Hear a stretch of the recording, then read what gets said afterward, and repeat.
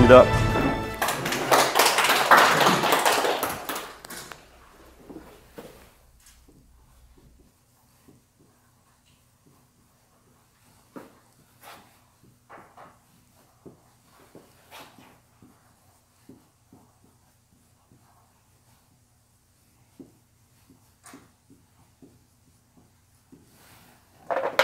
네, 저는 단촌 장홍규입니다. 현재 지금 단촌 풍수지리학회를 운영하고 있으며 대한민국 풍수지리연합회 상임 부회장을 맡고 있습니다. 또 사단법인 한국현문풍수지리학회 상임이사를 맡고 있습니다. 네, 저는 나이는 아직 좀 젊습니다만은 그래도 제가 저희 집안의 종손으로 태어나서 어려서부터 풍수지리에 이제 많은 관심을 가지고 있었습니다. 그러다 보니까 30대 중반에 풍수지리를 공부하기 시작했습니다. 그래서 지금까지 한 30년 정도 세월이 흘러왔습니다. 그래서 오늘 첫 시간이니까 제 소개를 했으니까 앞에 분부터 자기 소개를 좀 부탁드리겠습니다.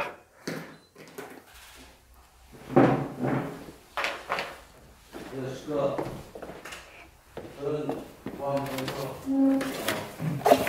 시사교육을 하고 있는 김주환입니다.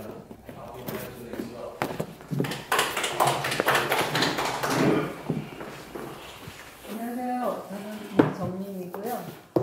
평소에 풍수에 좀 관심이 있어서 배우려고 왔고요. 앞으로 마치는 시간까지 함께 즐거운 시간을 보냈으면 합니다.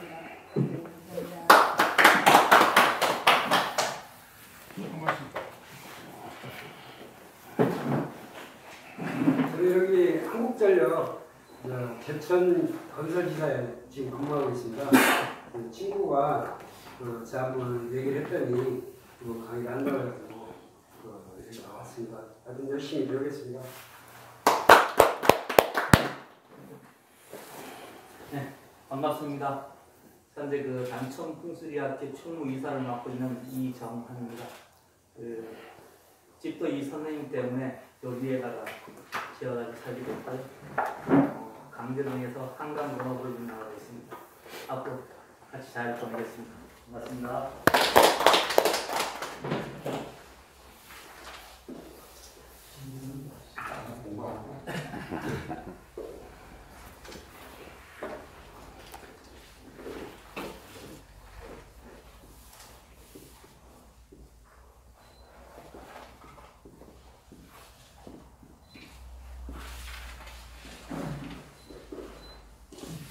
예, 풍수지리라고 하면은 다 아시다시피 풍은 바람입니다. 수는 물이고 지리는 땅입니다. 그래서 풍수지리라고 하면은 바람과 물과 땅의 이치를 공부하는 학문입니다. 그래서 우리 인간 생활에 유익한 바람과 물과 땅의 이치를 연구하여 국토의 효율적인 이용을 극대화하고 자연과 인간의 조화로움을 추구하는 학문입니다. 즉, 음양오행의 이치에 따라서 자연과 더불어 인간이 조화를 이루며 살아가는 학문이라고 할 수가 있습니다. 한마디로 말한다면 풍수지리는 대자연의 이치를 공부하는 학문입니다. 그러나 일부에서는 풍수지리를 미신이라고 하는데 우리가 살아가는 데 있어서 바람과 물과 땅이 없이는 살아갈 수 없듯이 풍수지리를 모르고는 살아갈 수 없다고 할 수 있습니다.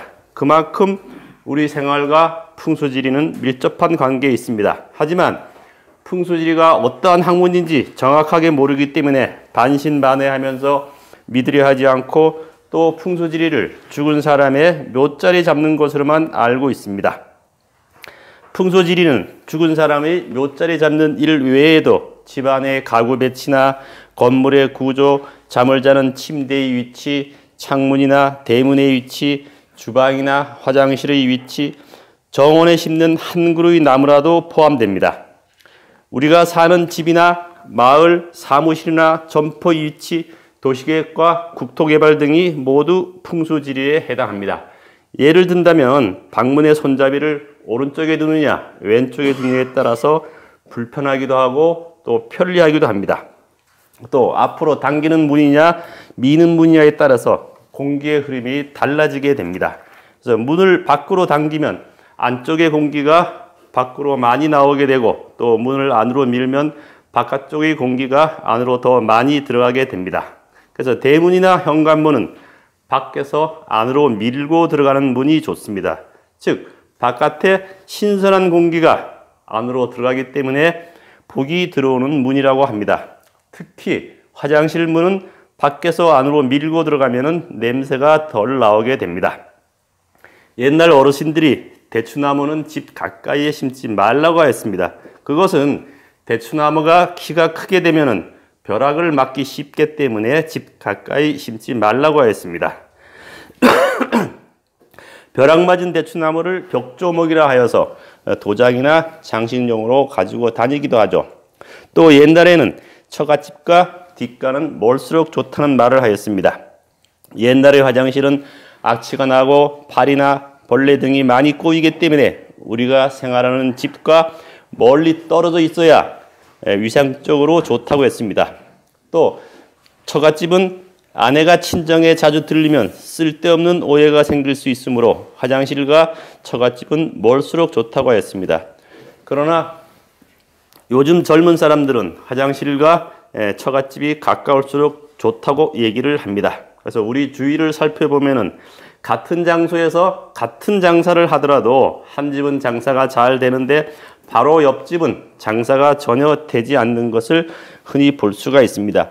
물론 여러 가지 이유가 있을 수 있습니다만은 점포의 출입문이나 금고의 위치 또는 땅의 기운에 따라서 매출의 차이가 날 수 있습니다. 점포나 사무실에 좋은 기운이 있으면 장사가 잘 되고 점포나 사무실에 수맥이 있거나 또는 출입구가 수맥이면 처음에는 장사가 잘 되다가 부도가 나게 됩니다.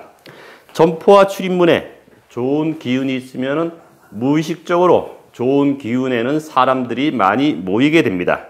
또 그래서 땅의 기운이 좋은 곳에서는 사람들이 모이게 돼 있습니다. 그러나 출입구에 수맥이 있으면 무의식적으로 사람들이 들어오지 않게 됩니다. 그래서 땅의 기운이 좋은 곳에서는 사람들이 저절로 모이기 때문에 우리가 땅의 기운이 좋은 곳에서 사업을 하거나 또는 땅의 기운이 좋은 곳에서 생활하면서 잠을 자야지 됩니다. 예를 든다면은 점포 안에 기운이 있다면은 이 출입구에도 기운이 있어야지 됩니다. 그래서 이 기운에 의해서 사람들이 안으로 들어가게 됩니다. 그래서 안으로 점포 안에 들어가서 쇼핑을 하다 보니까 기분이 좋아지니까 물건을 구매를 할 수 있겠죠. 그래서 이러한 곳은 점포 안에도 기운이 있고 출입구에도 기운이 있으면 계속 승승장구하면서 매출이 늘어나게 됩니다. 그래서 대를 물리면서 장사를 할 수 있겠죠. 그런데 안에 기운이 있는데 출입구에 수맥이 있으면 이 수맥에 의해서 사람들이 잘 들어가지는 않습니다. 그러나 안면상 또는 어쩌다가 들어갔을 때 기분이 좋으니까 물건을 구매를 할 수 있겠죠. 이런 가게는 그냥 현상적으로 유지가 될 수 있겠죠. 그래서 밥은 먹고 삽니다. 그런데 출입구에 기운이 있어서 이 기운에 끌려서 손님들이 들어가는데 안에 수맥이 있으면 괜히 기분이 언짢으니까 그냥 나오겠죠. 또 출입구에 수맥이 있으니까 사람들이 들어가지도 않지만은 어쩌다가 안면으로 들어갔던 사람도 기분이 안 좋으니까 나오게 됩니다. 그래서 우리가 제천에서도 몇 군데를 찾아보면은 미당에 가면 늘범 가든이라고 있죠. 귀신 나온다는 집. 계속 주인이 1년, 2년마다 바뀌죠. 또 제중 밑에 있는 바다 이야기라는 횟집 있죠. 거기 또 계속 2년을 못 넘기고 계속 주인이 바뀝니다. 또 명소동 동사무소 있는데 시계탑이 있는데 이라 부페라고 있던 자리 거기도 계속 2년도 못 가고 주인이 바뀌죠. 그럼 이제 왜서 그런가 하면은 늘본 가든이 있는데 뒤에 산이 이래 있습니다. 이 수맥이 양쪽에서 내려옵니다. 그래서 이렇게 빠집니다. 근데 길이 이렇게 돼 있죠. 이게 고개죠. 수맥이 집의 모서리나 이런 데 잠시 있으면은 그 처음에는 크게 부도가 나지 않습니다. 근데 이러한 집들은 요 수맥이 풍수해서 물은 재물입니다. 그렇기 때문에 많은 물이 내 집 앞으로 흘러와야 되는 거예요. 이 집을 이렇게 통과를 하면 안 됩니다. 이 통과를 하게 되면 이 물이 내 집에 오는 동안 3, 4년 정도는 돈이 됩니다. 그래서 이 늘본 가든 경우에 제일 처음에 했던 사람만 돈을 벌고 나머지는 들어오는 대로 다 망하게 되는 거예요. 길도 이렇게 돼 있습니다. 이것을 이제 반궁이라 그러는데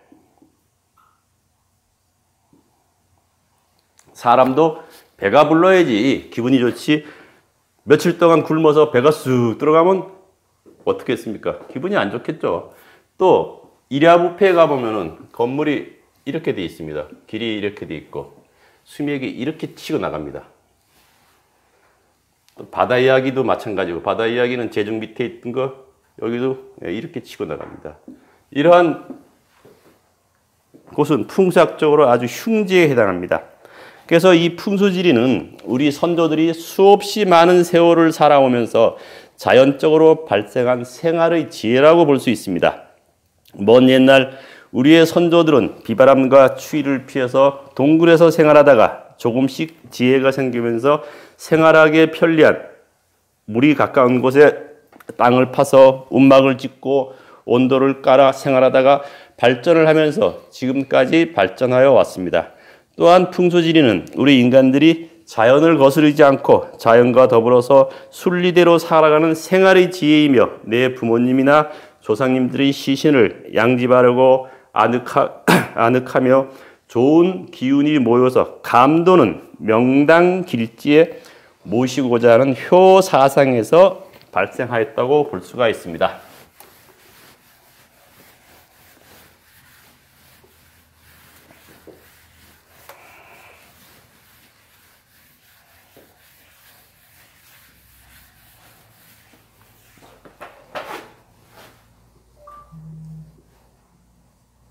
네, 이 자가 다 아시죠? 효도할 효자죠.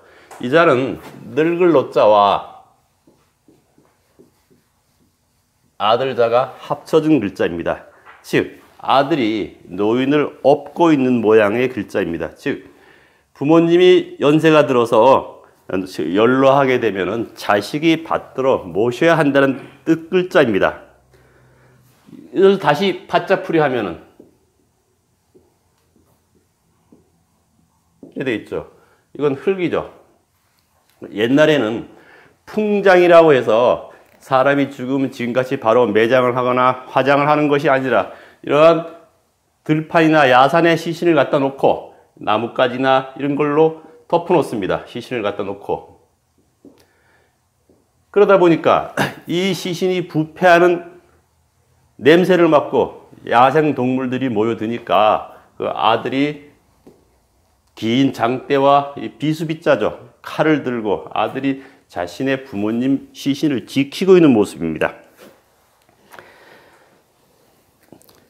그래서 효는 동서양을 막론하고 우리 인간들이 지켜야 할 가장 중요한 도리입니다. 그래서 부모님을 복양하고 공경하며 복종하고 조상님들에게 제사 지내는 일이 의무화되면서 효 사상이 사회 규범으로 굳어지게 되었습니다. 그래서 공자님께서 말씀하시기를 부모님을 공경하고 부모님의 마음을 편안하게 해드리며 예로서 제사를 받들어 모실 것을 말씀하셨습니다. 효공에 보면은 효는 백행지 근본이라 했습니다.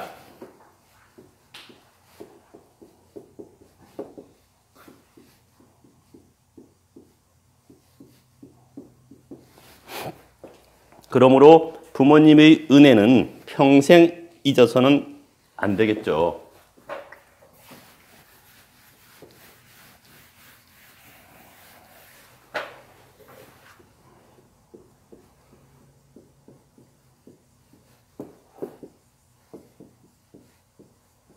반포지효라는 말이 있습니다. 까마귀는 어릴 적에 어미가 먹이를 물어다가 길러준다고 합니다. 그런데 이제 까마귀가 새끼가 다 자라면은 어미가 늙겠죠. 그러면 어미에게 다시 먹이를 물어다 준다고 합니다. 그래서 우리는 흔히 까마귀를 흉조로 하는데 까마귀는 아주 효성이 지극한 새입니다. 사람이 까마귀보다 못해야 되겠습니까? 그러나 안타깝게도 까마귀보다 못한 사람들이 있기는 있죠. 이자가 아까 뭐라 그랬습니까? 효도할 효자라 그랬죠. 근데 우리가 시골에 어떤 사람이 제사를 지낼 때 흔히 이제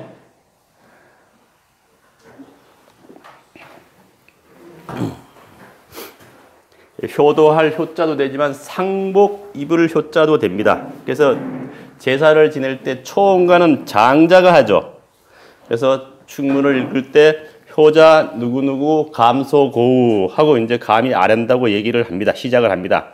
그래서 시골에 어떤 사람이 자신이 아무리 생각을 해봐도 생전에 부모님께 말썽만 피우고 불효한 것이 너무 많았다고 합니다. 그래서 감히 축문에 효자 누구누구라고 쓰려고 생각을 하니까 마음이 무거웠다고 합니다. 또 자신이 불효한 것을 온 동네 마을 사람들이 다 알고 있는데 도저히 효자라는 말을 운운하기가 부끄러워서 축문에다 풀자를 붙여갖고 불효자 누구누구 하고 읽었다고 합니다. 그럼 여기서 축문에서 효자는 진짜 효자가 아니라 상복을 입은 맞이라는 뜻인데 안 입을 자를 또 썼으니까 맞이가 안 돼버렸겠죠. 그죠?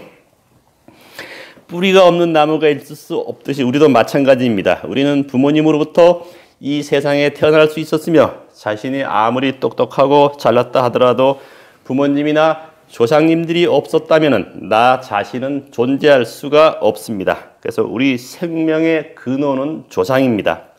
나무 뿌리가 좋은 토양과 기후에 심어야지 줄기와 가지가 번성할 수 있듯이 조상을 섬기는 정성과 부모님에게 효도하는 일이야말로 복을 받는 최선의 비결입니다. 그래서 부모님께서 우리를 길러주실 때 온갖 정성과 희생을 하시면서 우리를 길러주셨는데 부모님의 시신을 함부로 장사 지낼 수는 없겠죠. 공자님께서 말씀하시기를 집에서는 부모님께 효도를 하고 밖에서는 겸손하며 사람들을 사랑하고 사람다운 행실을 닦은 뒤에 글을 배우라고 말씀하셨습니다. 즉 사람이 되는 것이 공부를 하는 것보다 먼저라고 하셨습니다. 인자수지라는 책에 보면은 대효는 부모님을 복양하는 것보다 부모님이 돌아가신 뒤에 좋은 자리에 모시는 것이 대효라고 얘기했습니다. 그러므로 풍수지리를 공부하는 사람으로서 최소한 부모님께 먼저 효를 다하고 내 집안과 이웃들에게 예의를 다해야지 합니다. 그래서 돌아가신 부모님이나 조상님들이 시신을 명당 길지에 모시게 되면 그 유해는 황골이 되고 또 그곳으로부터 전해지는 동기 감흥으로 인해서 우리 마음도 편안해지고 좋아집니다. 그래서 하늘에는 흔히 얘기할 때 천당이요 땅에서는 명당이라는 겁니다.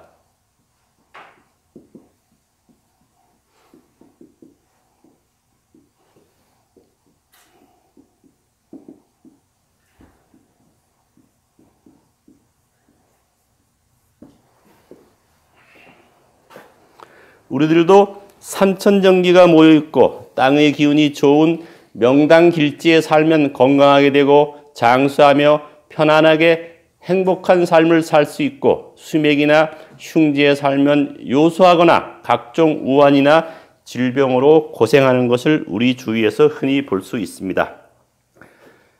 재미있는 것은 수맥이나 흉지 영향으로 생긴 병은 병명이 잘 안 나옵니다. 그래서 본인은 몸이 아파서 병원에 가면은 의사가 하는 얘기가 신경성이니까 집에 가서 잘 먹고 잘 쉬시면 됩니다. 아니, 본인은 아파 죽겠는데 제가 아는 사람 중에 여러 사람이 한 사람, 그 중에 한 사람이 이제 몸이 아파서 병원을 이 병원, 저 병원, 원주 기독교까지 또 옛날에는 뭐 지금은 이제 좋은 병원이 많지만 옛날에 서울대에 있는 그 병원이 최고였었죠. 서울대 병원까지 가도 병원에서는 그냥 신경성이라고만 얘기하면서 집에서 맛있는 거 먹고 편안하게 쉬라고 하니까 환자는 장도 아니라고 어찌 할 바를 모르죠. 그래서 이제 하루는 저한테 그 얘기를 하더라고요. 그래서 이제 집에 가보자 하니까 그 집이 이제 방이 이래 있으면 방이 여러 개가 이래 있을 때 수맥이 만약에 이렇게 지나간다 하면은 이 지나가는 수맥 지나가는 것을 피해서 잠을 자면 됩니다. 그런데 그 집에는 이 전체가 수맥이 지나가더라고요. 그래서 피할 방법이 없는 거예요. 그래서 속눈썹 치고 이사를 가봐라. 응? 그렇습니다.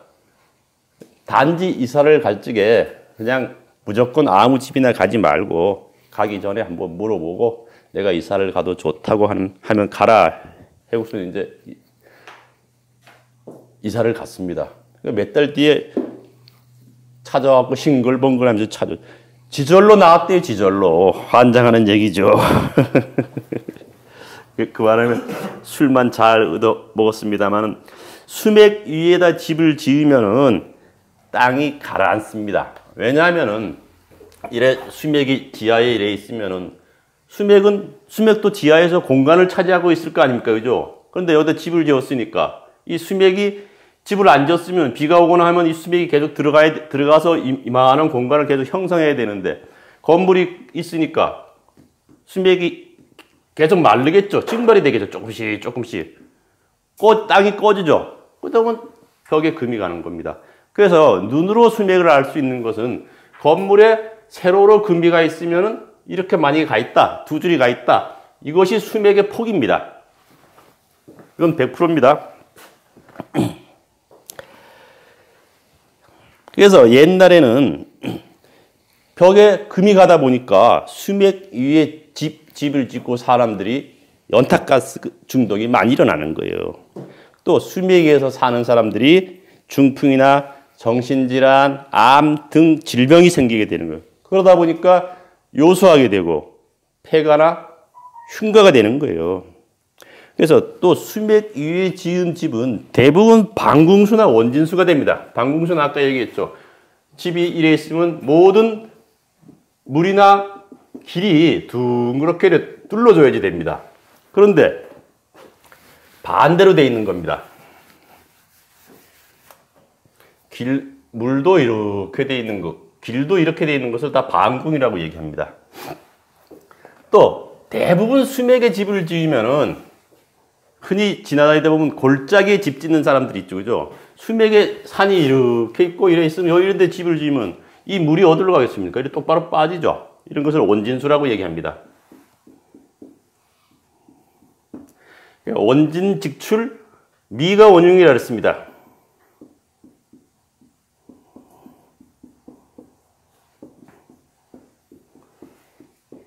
즉 집이나 산소에서 물이 똑바로 빠지는 곳은 원진수가 직출하면 그 흉함을 말로써 다 못한다 그랬습니다. 그래서 대부분 절손되는 집의 묘를 가보면 다 이래 돼 있습니다. 절손되거나 망하는 집에 가면 다 이래 돼 있습니다. 집도 마찬가지고.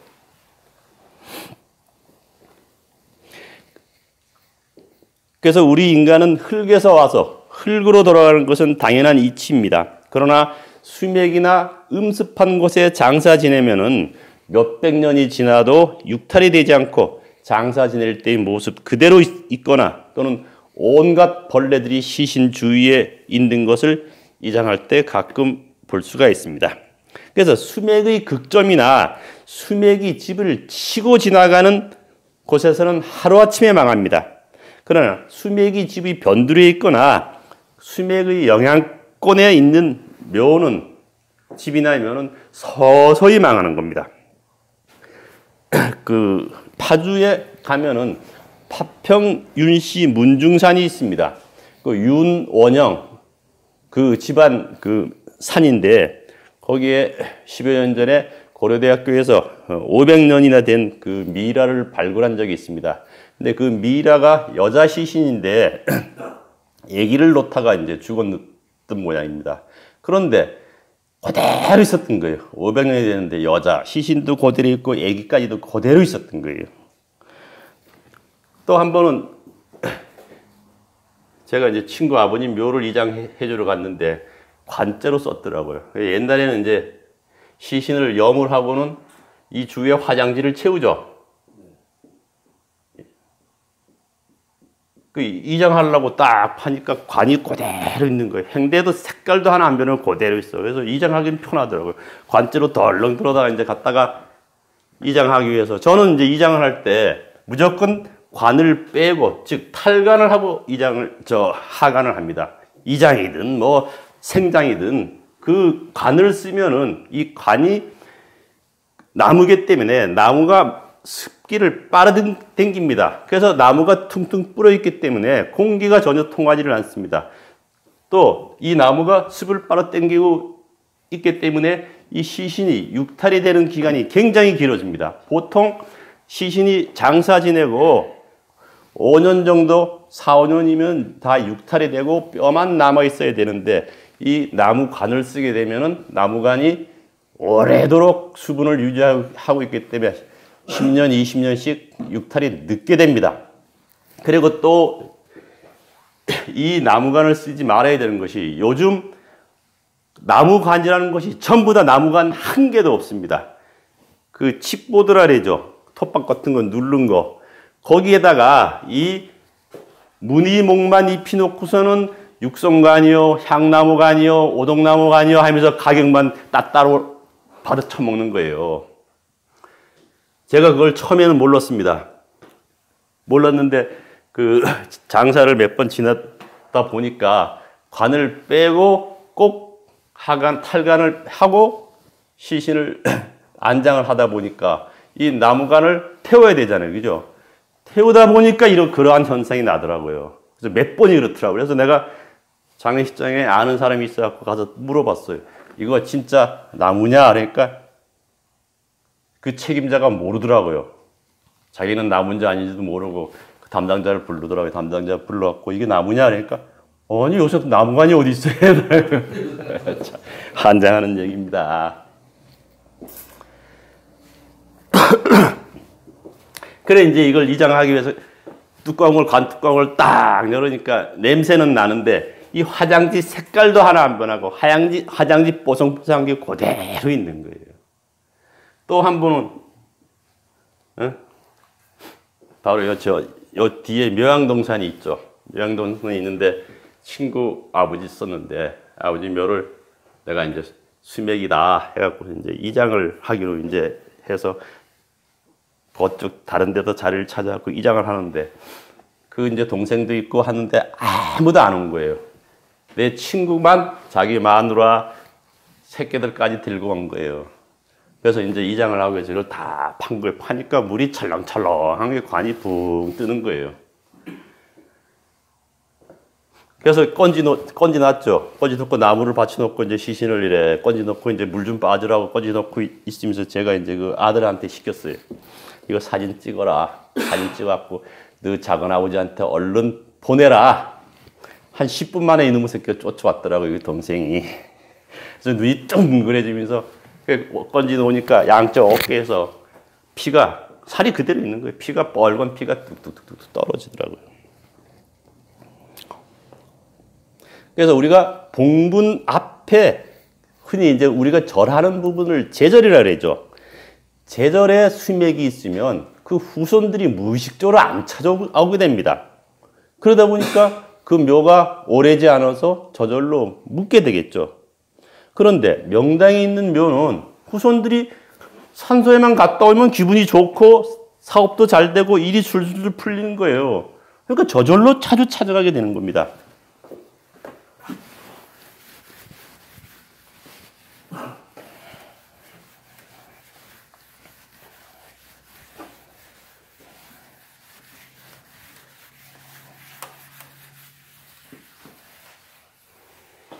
장경이라는 책에 보면은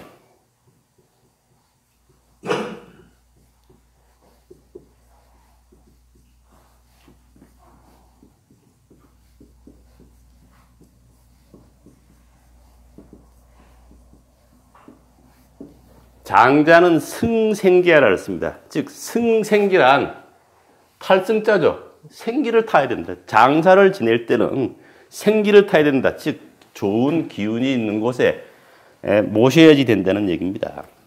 그래서 산 사람이나 죽은 사람 모두가 생기를 타야 한다는 뜻입니다. 그래서 우리는 좋은 기운이 있는 명당에 장사 지내야 하고 명당 길지에서 살아야지 합니다. 흔히 이제 우리가 자신을 자랑할 때 요즘은 잘 안 씁니다만 옛날에는 뼈대 있는 집안이라는 말을 많이 사용했죠. 또 남에게 욕을 할 때도 야 이놈의 새끼 뼈도 못 칠 놈이라고 욕을 하기도 하고 했습니다.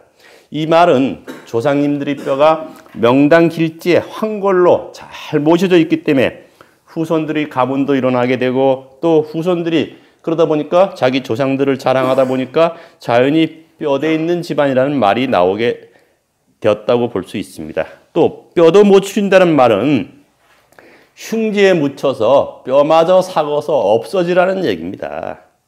흉지에 묻혀 있으면 특히 흙이 푸석푸석한 흙에는 그러한 푸석푸석한 흙에다가 장사를 지내면은 그 한 10년, 20년 만에 그 뼈마저 다 삭아서 없어집니다. 그래서 이장할 때 보면은 유골이 하나도 없고 그냥 시커먼 흙 자체만 시커멓게 보입니다. 그 얼마나 큰 말입니까? 그 큰 욕입니까? 그죠? 또 집안이 쑥대밭 된다는 말도 있죠. 수맥이나 음습한 곳에서 쑥이 잘 자랍니다. 그래서 수맥 있는 조상의 묘는 제대로 관리를 하지 않다 보니까 조상의 무덤이 쑥대밭으로 변한 것을 말하고 또 집안이 망해서 집터가 쑥대밭으로 변하여 집안이 쑥대밭이 되었다는 말이 생기게 됐습니다. 이러한 말들은 조상님들의 묘토가 풍속적인 기륭에 의해서 후손들의 운명이 잘 되거나 또는 못 된다는 의미를 내포한 말입니다. 그래서 여러분들도 어차피 귀한 시간 내셔갖고 풍수지리를 공부하시겠다고 마음을 먹으셨으니 열심히 공부하셔갖고 명당을 찾아서 뼈대 있는 집안도 되시고 또 가문도 일으키시기 바랍니다. 흔히 우리가 얘기할 때 인거른 지령이라는 말을 쓰죠.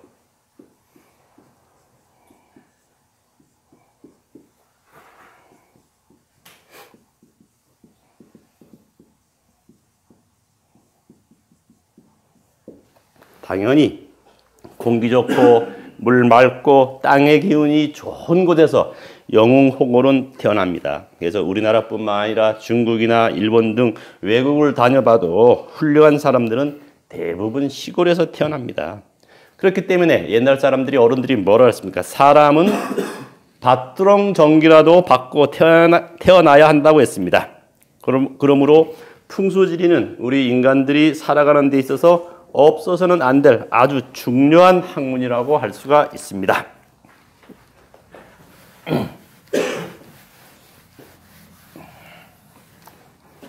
풍수지리는 아까 뭐라 했습니까? 바람과 물과 땅이라 그랬죠.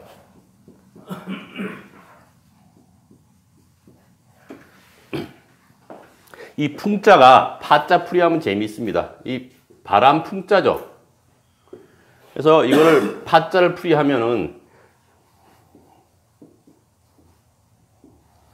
이것이 사람인, 어진 사람 발인입니다. 그럼 사람 발 사이에 항문이 있죠. 항문에서 방귀를 뿡 하고 낀 거예요. 끼니까 냄새가 나죠. 그래서 벌레가 나오는 것으로 생각하는 거예요. 그래서 이것을 바람풍으로 표현을 한 거예요. 참 기가 막히게 표현했죠. 그죠? 그게 또 이슬이라고 있습니다. 이것이 이슬. 지금은 이가 없죠. 우리 어릴 때만 해도 우리 몸에 이가 막 기댕기 있었죠. 그죠? 이가 슬금슬금 기댕기니까 다리가 하나 없는 걸로 표현을 한 거예요. 그래서 이 풍은 그대로 바람이며 기운입니다. 기의 이동이 곧 바람입니다. 즉 음과 양의 혼합된 기운입니다. 그래서 기운은 시간과 공간에 존재하며 항상 움직이고 있습니다. 그래서 기가 발생하게 되면 무수한 기운이 공간에 존재하게 됩니다. 그래서 바람은 항상 대기 중의 공간에 새로운 기운으로 조화를 시켜줍니다. 그러나 바람이 가는 길에는 기운이 흩어지게 되어 있습니다. 그래서 아무리 좋은 명당이라 하더라도 바람이 지나가면 그 기운은 흩어집니다. 그래서 장경이라는 책에 보면은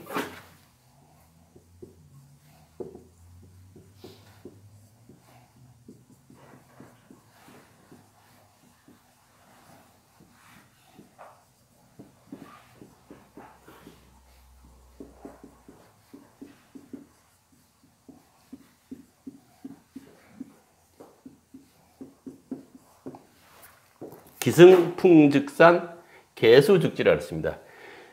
아무리 좋은 기운이 있어도 기운은 바람을 타면 만나면 이 흩어진다는 얘기입니다.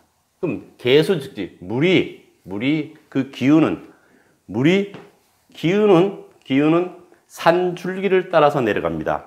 게다가 물을 만나면은 산 줄기도 구불구불 내려가다가 강이나 물을 만나면 더 이상 안 내려가고 딱 산도 끝이죠. 기운도 마찬가지로 내려가다가 물을 만나면 끝입니다. 그래서 우리가 기운을 찾는 방법은 수맥을 먼저 찾으면 이 위에 기운이 있는 거예요.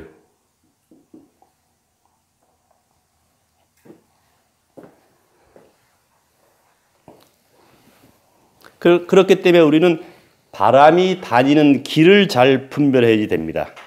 바람은 물길을 따라서 흐릅니다. 바람의 종류도 여러 가지가 있죠. 좋은 바람도 있고 나쁜 바람도 있습니다. 우리가 흔히 생각할 때 태풍이 온다면 나쁘게 생각하죠.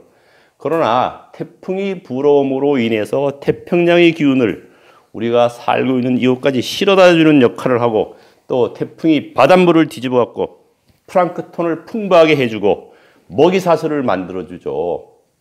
태풍이 불어오는 해에 송이가 많이 난답니다. 그래서 바람은 낮에는 낮은 곳에서 높은 곳으로 붑니다. 그런데 밤에는 반대로 높은 곳에서 낮은 곳으로 바람이 부는 거예요.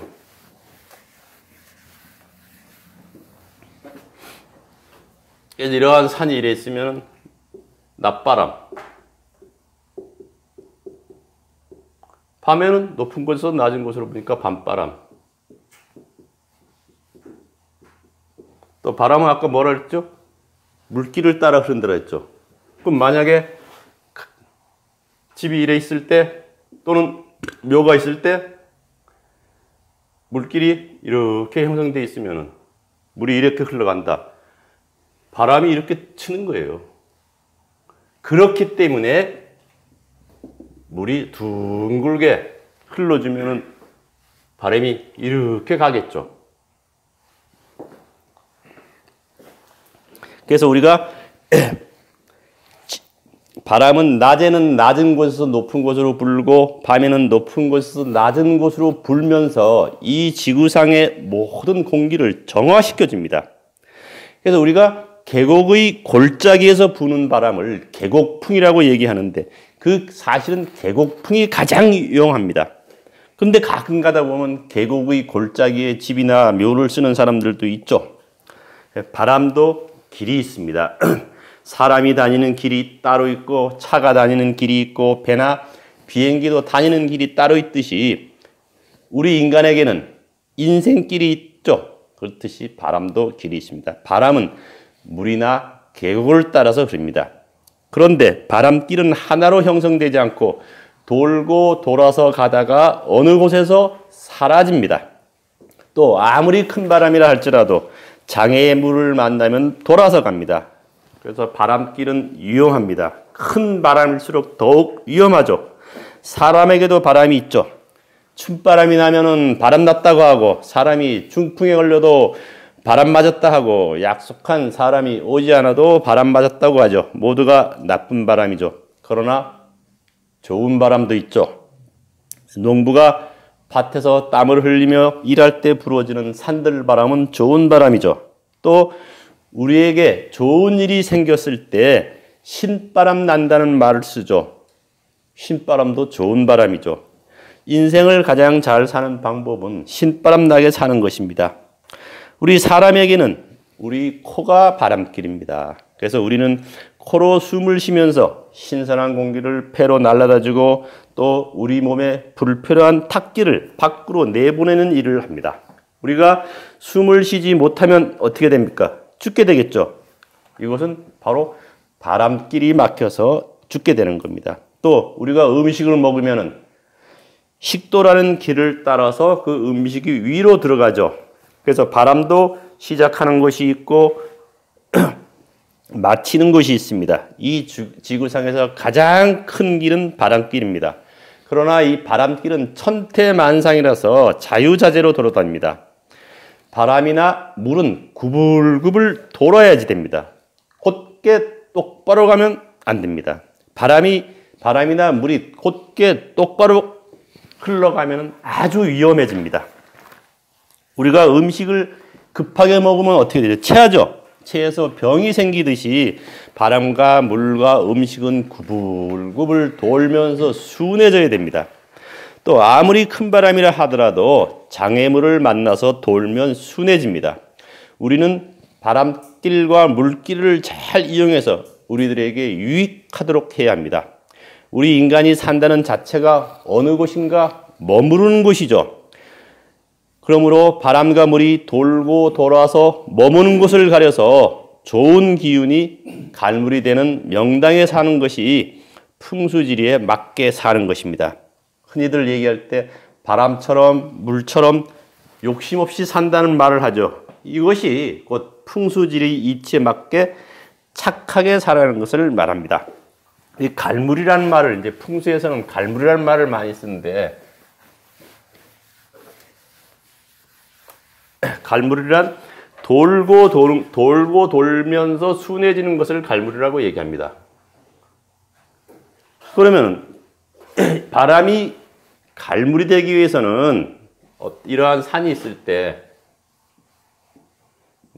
이것에 이제 뭐 집터나 묘터나 있다고 쳤을 때 이 주위의 산들이 이것을 이렇게 감싸주면은 이 산이 이렇게 감싸주면은 여기서 오는 바람은 이 산에 의해서 막히고 여기서 오는 바람은 이 산에 앞에서 오는 바람도 막히고 뒤에서 불어오는 바람도 막히겠죠. 그럼 이것이 산이 벌어져 있으면 벌어진 대로 여기 주위에서 생긴 물이 나가겠죠. 그럼 아까 바람은 물길을 따라서 흐른다 그랬죠. 반대로 불어오는 겁니다. 그럼 물이 이래 나가니까 바람이 여기서 들어오는 거예요.